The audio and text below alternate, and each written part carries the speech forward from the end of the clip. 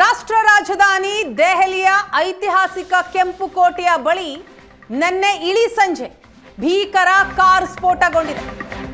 ಈ ಸ್ಫೋಟದಲ್ಲಿ 10 ಜನ ಬಲಿಯಾಗಿದ್ದಾರೆ. 30ಕ್ಕೂ ಅಧಿಕ ಜನರ ಸ್ಥಿತಿ ಗಂಭೀರ ಇದೆ. ಸಾವಿನ ಸಂಖ್ಯೆ ಹೆಚ್ಚಳವಾಗುವ ಎಲ್ಲ ಸಾಧ್ಯತೆಗಳು ಕಂಡು ಬರ್ತಾ ಇದೆ. ಕೆಂಪುಕೋಟೆಯ ಮೆಟ್ರೋ ಸ್ಟೇಷನ್ ಬಳಿ ಇರುವಂತಹ ಸಿಗ್ನಲ್, ಈ ಸಿಗ್ನಲ್ನಲ್ಲಿ ನಿನ್ನೆ ಸಂಜೆ 6:55 ಸುಮಾರಿಗೆ ಭೀಕರ ಸ್ಫೋಟ ಆಗಿದೆ.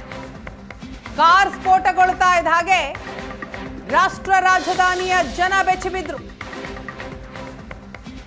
ದಿಕ್ಕಾಪಾಲಾಗಿ ಓಡಿದ್ರು ಅಲ್ಲಿದ್ದಂತಹ ಜನರು. ಈ ಸ್ಫೋಟದ ಸದ್ದು ಸುಮಾರು 4-5 ಕಿಲೋಮೀಟರ್ ವರೆಗೂ ಕೂಡ ವ್ಯಾಪಿಸಿತ್ತು. ಸ್ಫೋಟ ಆದಂತಹ ಸಂದರ್ಭದಲ್ಲಿನ ದೃಶ್ಯವನ್ನ ನೀವು ನೋಡ್ತಾ ಇದ್ದೀರಿ. I-20 ಕಾರ್ನಲ್ಲೇ ಸ್ಫೋಟಗೊಂಡಿದೆ. ಕಾರ್ ಸ್ಫೋಟ ಆಗ್ತಾ ಇದ್ದ ಹಾಗೆ ಸುತ್ತಲೂ ಇದ್ದಂತಹ ಹಲವು ವಾಹನಗಳು ಕೂಡ ಸುಟ್ಟು ಕರಕಲಾಗಿದೆ. ಈ ಘಟನೆಯಲ್ಲಿ 10 ಮಂದಿ ಬಲಿಯಾಗಿದ್ದಾರೆ. 30ಕ್ಕೂ ಅಧಿಕ ಜನ ಆಸ್ಪತ್ರೆಯಲ್ಲಿ ಟ್ರೀಟ್ಮೆಂಟ್ ಪಡಿತಾ ಇದ್ದಾರೆ. ಅದರಲ್ಲಿ ಕೆಲವರ ಸ್ಥಿತಿ ಚಿಂತಾಜನಕವಿದೆ.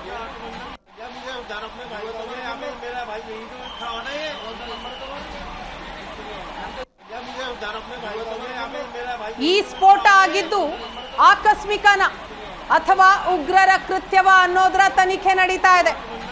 ಕಾರಣ ಬಹಳಷ್ಟಿದೆ. ನಾವು ಸದ್ಯ ನೋಡ್ತಾ ಇರುವಂತಹ ದೃಶ್ಯ, ಸ್ಫೋಟವಾದಂತಹ ಕಾರು ಇದೇ ಹುಂಡೈ I-20 ಕಾರು. ಕೆಂಪುಕೋಟೆಯ ಮೆಟ್ರೋ ಸ್ಟೇಷನ್ ಬಳಿ ಹೋಗ್ತಾ ಇದ್ದಂತಹ ಸಂದರ್ಭದ ಫೋಟೋ ಇದು. ಬ್ಲಾಸ್ಟ್ಗೂ ಮುನ್ನ ಚಲಿಸ್ತಾ ಇದ್ದಂತಹ ಕಾರ್ನಲ್ಲಿಯೇ ಸ್ಫೋಟ ಆಗಿದೆ. ಸ್ಫೋಟದ ತೀವ್ರತೆ ಹೇಗಿತ್ತು ಅನ್ನೋದನ್ನ ಮತ್ತೊಂದು ದೃಶ್ಯದಲ್ಲಿ ನೀವು ನೋಡ್ತಾ ಇದ್ದೀರಿ. ಹರಿಯಾಣ ರಿಜಿಸ್ಟ್ರೇಷನ್ ನ ಕಾರಿದು. ನಿನ್ನೆ 2 ಪ್ರತ್ಯೇಕ ಪ್ರಕರಣಗಳಲ್ಲಿ ಪೊಲೀಸರು 2 ವೈದ್ಯರನ್ನ ಅರೆಸ್ಟ್ ಮಾಡಿ ಅವರಿಂದ ಸುಮಾರು 3 ಟನ್ RDX ಅನ್ನ ವಶಕ್ಕೆ ಪಡಿತಾರೆ. ಅದಾದ ಬೆನ್ನಲ್ಲೇ